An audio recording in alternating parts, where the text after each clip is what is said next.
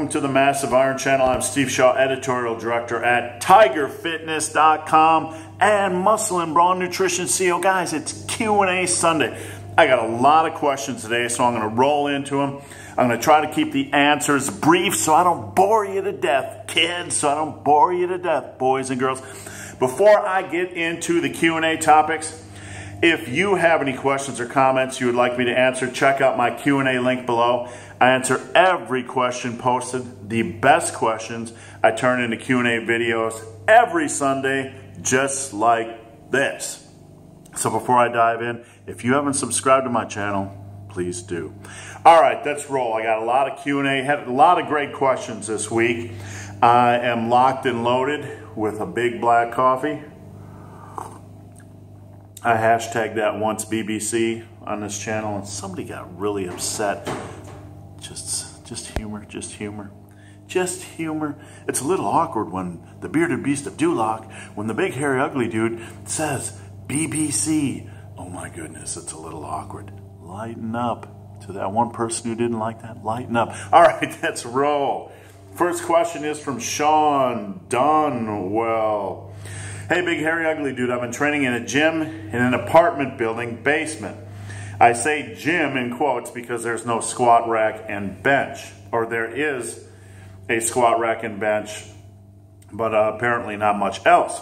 Hopefully I can get into a proper gym soon. I want to give the Texas method a go.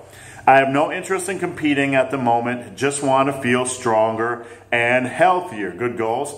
So my question is, instead of doing a 5x5 at 80 to 90% on Mondays, will doing a 3x8 give me the same volume, or should I do 3x10, 3x12? So he's asking if a 3x8 on a Monday would be as efficient as doing a 5x5 at 80 to 90% when doing the Texas method. He basically doesn't want to hog the squat rack, so he's saying, can I just do 3 sets instead of 5 sets? Yes.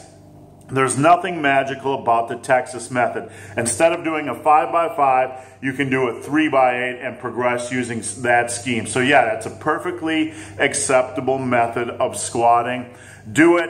It'll cause you, you'll get in and out of that squat rack in a lot less time, and you won't be hogging it. So yeah, that's cool. As long as you have a defined progression scheme, you are good to go. So I hope that helps, Sean. Let me get some coffee here. My throat's a little dry this morning. Ah, that's better. All right, next question is from Danceey. Steve, doing your rep goal system, is it okay to hit a grinder on the last rep, or should I stop that set 1 rep short? Now, a grinder is when you are just grinding it out and stuff can break down like your form, etc. I get this question a lot. I don't want you guys training to failure. I want you guys to stop a set when you feel like you might fail on the next rep. But can you hit grinders on that last rep? Can you go for it if you think you might have a rep left in the tank? On some exercises, yes, and on some exercises, no. So let me explain. Some exercises you're going to pay a greater price by pushing grinders. Squats, deadlifts, exercises like that. You don't want to push a grinder on exercises that are going to beat up your body or increase the risk of injury if your form breaks down. So on some exercises, if you hit a grinder like V-bar pull downs, you're not really going to increase the risk of injury dramatically. So it's okay to try a grinder. You got to use some common sense here. You got to figure out which exercises are going to be dangerous if you hit grinders and which are okay. So there's no one pat answer to this question. You need to understand that exercises like the bench are probably not going to kill you if you try to hit a grinder, but squats and deadlifts are. So the big exercises, use kind of your discretion. I've been able to push things on barbell rows without issue, even bench press rows. Bench press, not bench press rows. Bench press is the exercise that I push reps probably the most out of every exercise, because I don't feel a risk of injury for me personally when I push it. So I hope that answers your question. Next question is from SpeedoJoe. SpeedoJoe. Do you have any collab videos planned for the future? Collaboration videos? I would love to do collaboration videos. In fact, here I live in Franklin, Ohio. I train with anywhere from 2 to 3 of you a month. I don't talk about that often, but I get a lot of email requests or contacts, and folks ask if they can train with me, and I train with folks all the time in my home gym. I've done it 3 times in the past 5 weeks, as a matter of fact. As far as collaboration videos, I'd love to do collaboration videos with other YouTube channels, but unfortunately, many of them don't consider this channel to be a substantial channel, and it's just not on their radar screen. So, you know, one day if I get a subscriber base that's over 25,000, 50,000, maybe they'll take the big, hairy, ugly dude seriously. But in the meantime, I can keep taking me serious, and you can keep taking me serious, and we'll just move forward. But hey, if you want to pummel your favorite YouTube celebrities and tell them you need to train with the big, hairy, ugly dude, I'll go train with them. I'll go train with them. All right. Next question is from Brandon Humes. He says, big, hairy, ugly dude, I want to do one-arm dumbbell rows, but my gym sucks. He didn't say that, I just interjected that.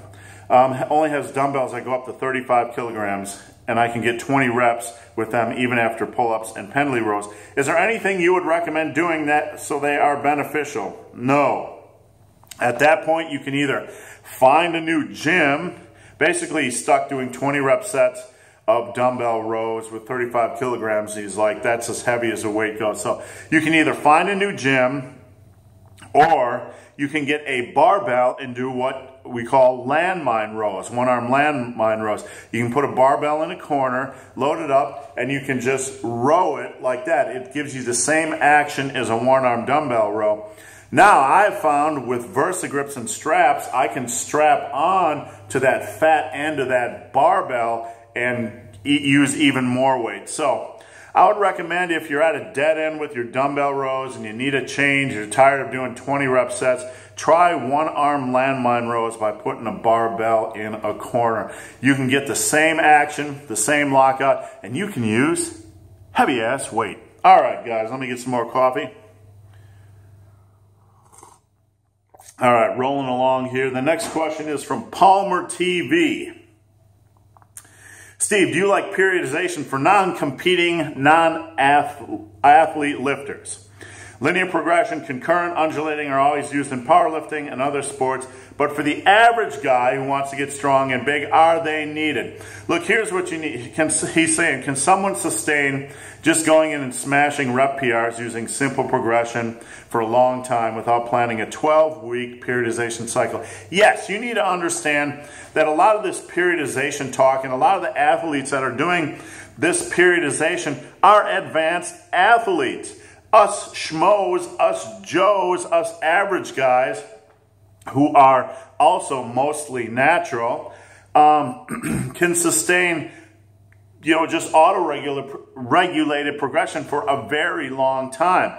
Now, I recommend after you've built a good strength base, you might need to cycle intensity or the weight use in a non-linear periodization type of fashion, where you go heavier one week and then lighter the next week, using maybe higher reps or rest pause work or whatever. Because if you go heavy, heavy, heavy, heavy every week after 1 to 2 years in the gym, you're going to start to beat up your body. Maybe. The big, hairy, ugly dude doesn't cycle, doesn't do nonlinear periodization, but I kind of adjust my volume and go on the fly that given day. But no, you don't need to do extended 12-week periodization, undulating, all this kind of stuff, even as an intermediate or late intermediate lifter. Look, if you're a natural and you've built a huge strength base and you've done things right for 3, 4, 5 years, you have built about 90% of the muscle and strength you're ever going to build. You look great. You're traptastic. You have nice chesticles. You have shoulders, boulders. You have tricepticons and bicepticons. You look pretty darn good. There isn't a lot of muscle mass you're going to add at that point. So if you really become obsessed at that point with adding strength, do some form of periodization. But if you're just into, like, you're squeaking out the extra ounce or two of muscle gains, all you really would need to do is just listen to your body. If you feel beat up from pushing for rep PRs every week, do some form of nonlinear periodization where you push for rep PRs 1 week, and then the next week you lower the weight used and do like rest pause training where you limit rest between sets. So I hope that helped, Palmer. Next question is from Flavio Gil.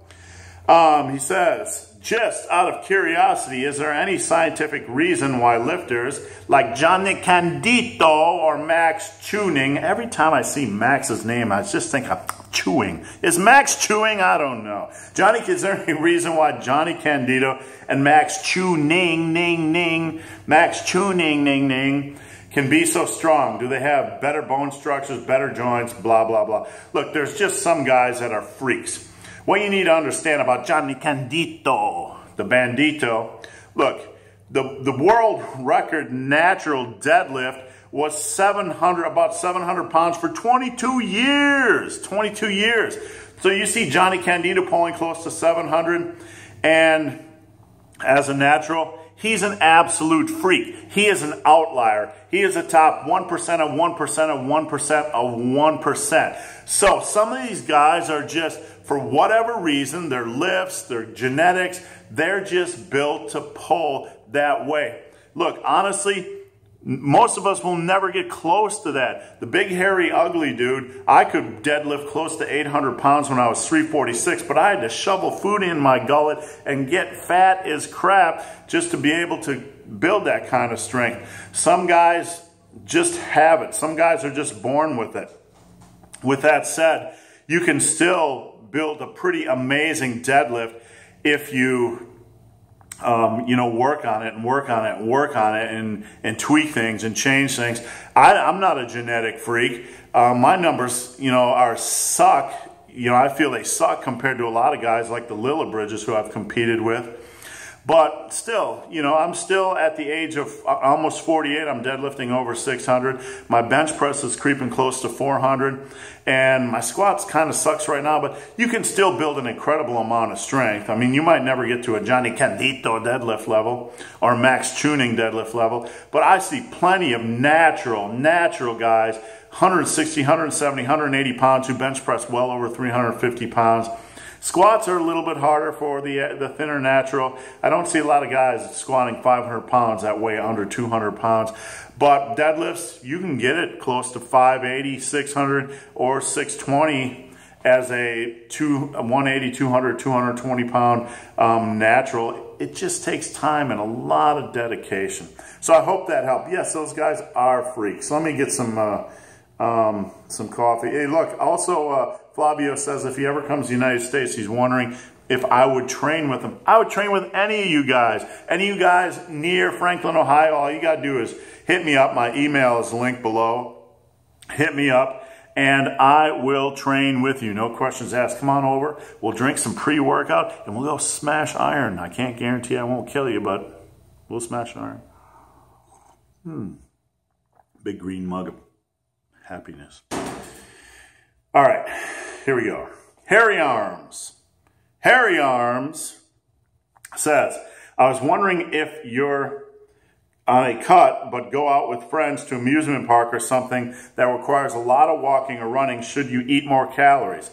So Hairy Arms, Mr. Hairy Arms, is on a cut, but he's going out on some type of social event, like to an amusement park where he's doing a ton of walking, very active, and he wants to know, should he bump up his calories for the day?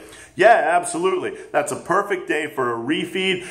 Honestly, you don't want to go hog wild and just start shoveling all kinds of crap in your system, but if you go and do a ton of more activity than normal and you're on a cut, yeah, you should probably eat about 500 more calories a day just to feel your body and so you don't feel drained when you go back in the gym. A cut is hard enough, but if you're going to amp up the activity level on a given day, it's okay to increase calories by about 500 or whatever you feel is appropriate for that day. So Harry, I hope that helped.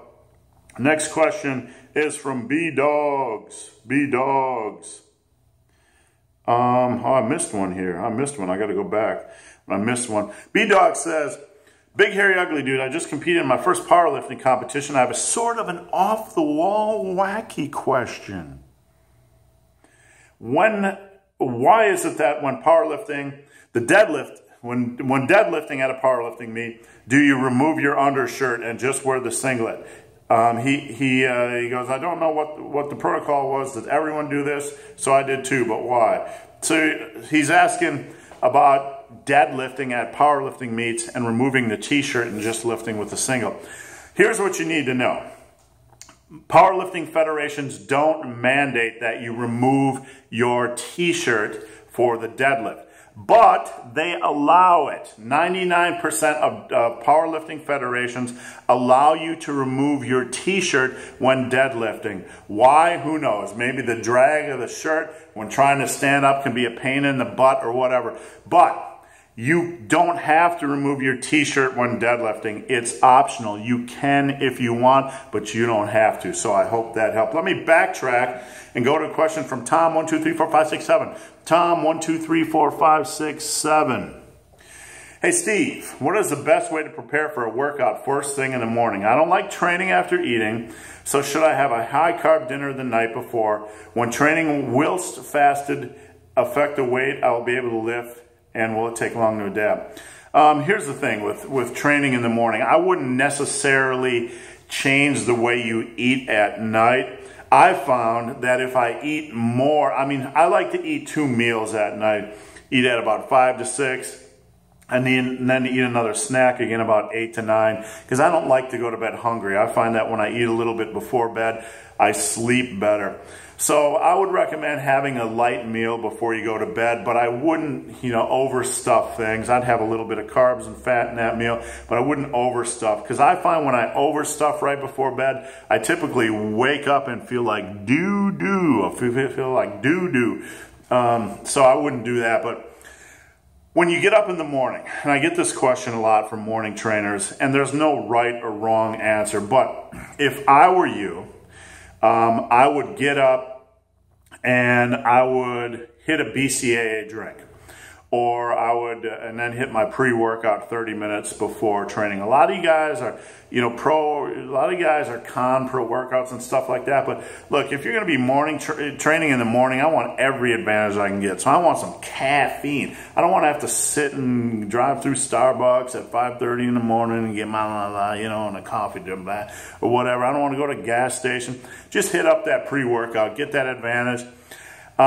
You could hit a banana and some BCAAs, or some BCAAs and some low glycemic fruits right out of the gate in the morning, like strawberries or blueberries.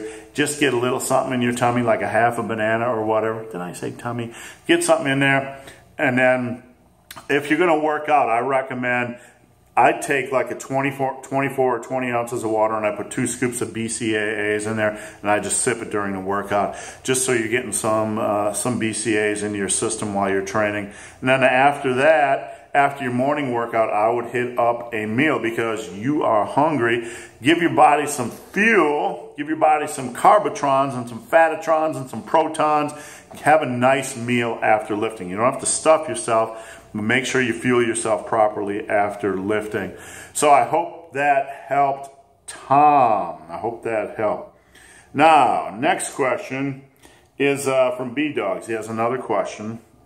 He says, I want to work on my quad size, but work out at home, and squatting is my main quad exercise. I would like to add some quad development assistance, but I don't have a leg press or curl machine. Would you recommend some assistance work that I could do to focus on my quads without machines? That's a very good question.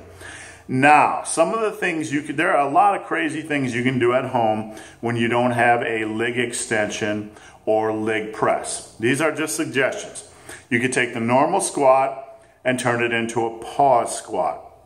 You could do things like supersetting squats with body weight jump squats. That's where you get in a position and you just jump. You just jump. You could do, after every set of squats, you could do like a set of 15 to 20 body weight jump squats.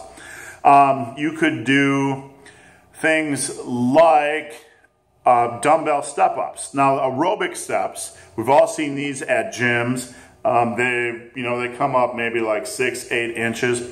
You can get a pair of dumbbells, wear your lifting straps because you don't want these dumbbells slipping out of your hands and smashing your little toesies into all black and bluesies, okay? So get some dumbbells, strap up, and you can do high rep dumbbell step-ups. The big hairy ugly dude does step up sometimes with a barbell on my back after I'm done squatting, but this is probably one of the most dangerous exercises you can do in the gym, and I'm an idiot for doing them, but I do them anyway. Because if you trip with a barbell with 230 pounds on your back, bad things are gonna happen. So I don't recommend that, but I use dumbbells, because if things go wrong with dumbbells, you can just drop them and have them not land on your toes. So dumbbell step-ups are an option. You can do body weight lunges. You can do squats supersetted with body weight lunges. That's a good way to do lunges without adding a lot of weight, without having to screw around with your dumbbells at home, etc.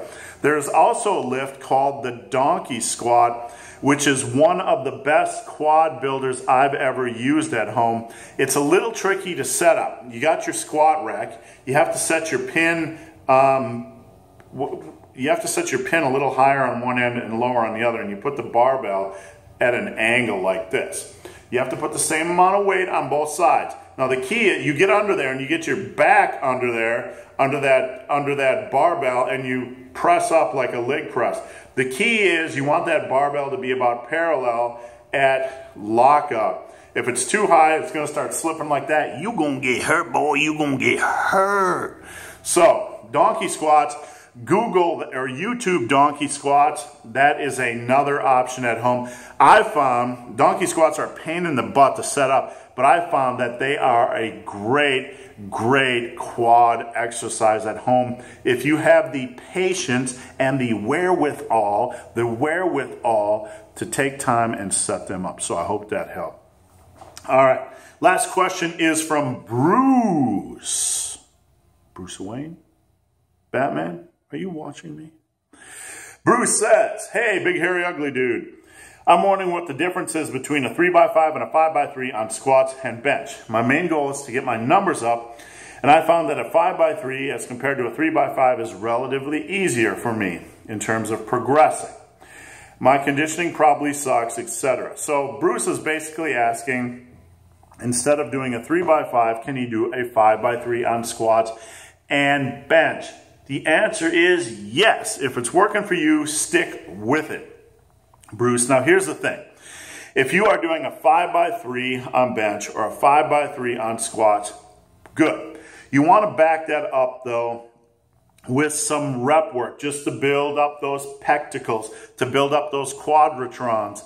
You want to back that up with some work. So if you're going to do like a 5x3 on squats, I would back that up with like leg presses, 30 to 40 to 50 reps, 3, 4, 5 sets of leg presses, or 3, 4 sets of hack squats, or whatever. So you want to back up those lower rep squats with some rep work to build up your quads.